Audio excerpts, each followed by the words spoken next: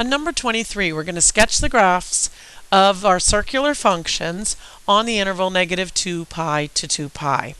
On this one, we're going to start with y equals sine of x and its reciprocal function y equals cosecant of x. I'm going to label 1 and -1 on the y-axis, and then we're going to start filling in some critical values. Sine of 0 is 0. Sine of pi over 2 is 1. Sine of pi is 0. Sine of 3 pi over 2 is -1. And sine of 2 pi is again 0. Let's sketch in our function. Okay, we can also go back the other way and complete the graph. Now that's y equals sine of x.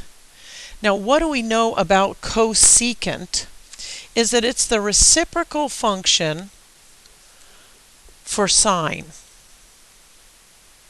So if it's the reciprocal function, notice that any place sine is equal to 0, we are not going to have the cosecant graph be valid. Okay, there 1 over 0 in each case is going to be undefined.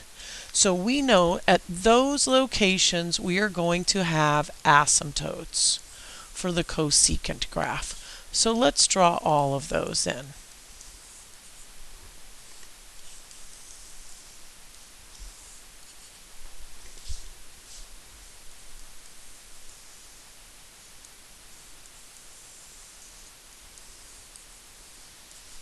Now let's fill in some other values.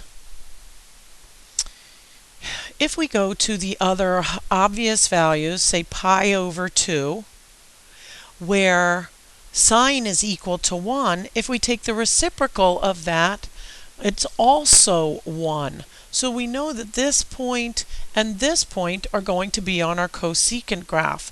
The same thing is true where sine is equal to -1. And now we just need to figure out what happens, say, between 0 and pi over 2, pi over 2, and pi.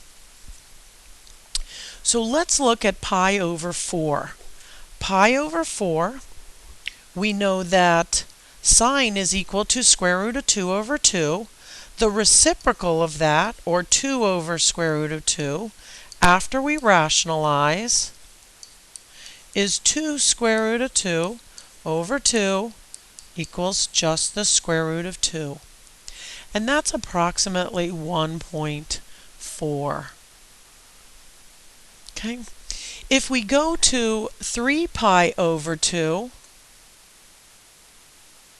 3 pi over 4, we're going to have exactly the same value. And so if you start to connect values between those, what we start to see is this reciprocal function that is approaching the asymptotes in each case.